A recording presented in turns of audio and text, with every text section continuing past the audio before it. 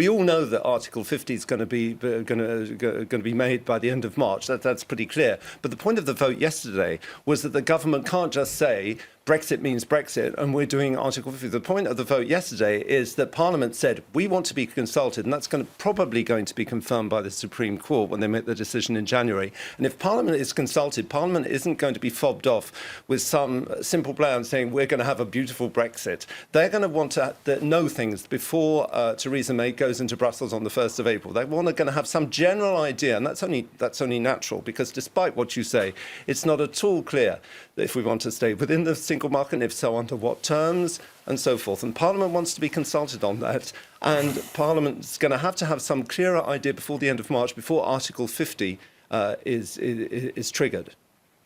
Well, if you allowed me to finish, I would have been going on to talking about the plan and the idea that the government has created this uncertainty, I think, is quite full of fanciful, because, quite frankly, it is the Remainers who have taken this to court, who are constantly looking at chipping away on the government's authority with regards to the plan. And ultimately, what this, if the Parliament do tie the government's hands, what this really does is set a precedent potentially for other trade deals. Now, the problem with this is, of course, as the first speaker way back at the start of this debate said, the government would be looking at continuous litigation throughout the courts over many, many years. This means that the government's hands are constantly tied, and so the plans that so you don't like parliamentary democracy, you don't like the sovereignty of Parliament, you don't want the representatives of the people to have a say about this. Law. I'm sorry, I'm being cut off by the speaker constantly without me being able to this is develop a debate. my points.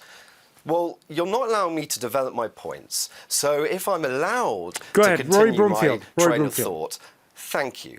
The point here is that the law cases wouldn't come from members of Parliament, they would come from outside of Parliament.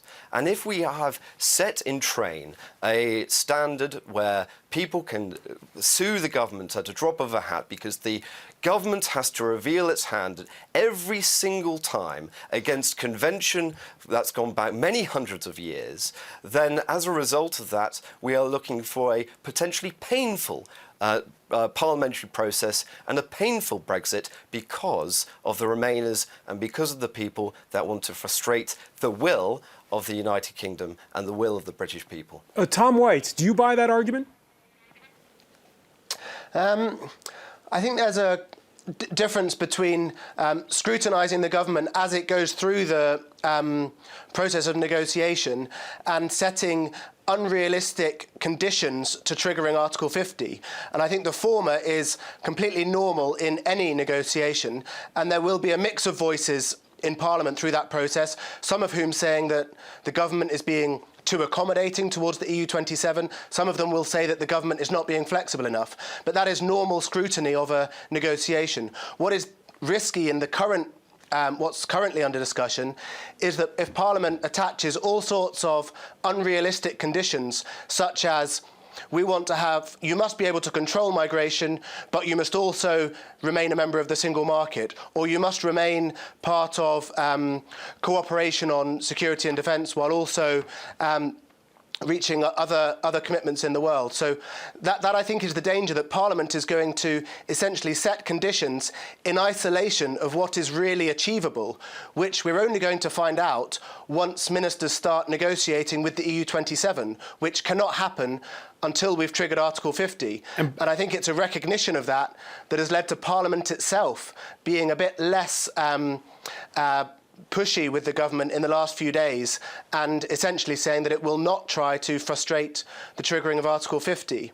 But just by the way, on this, Tom White,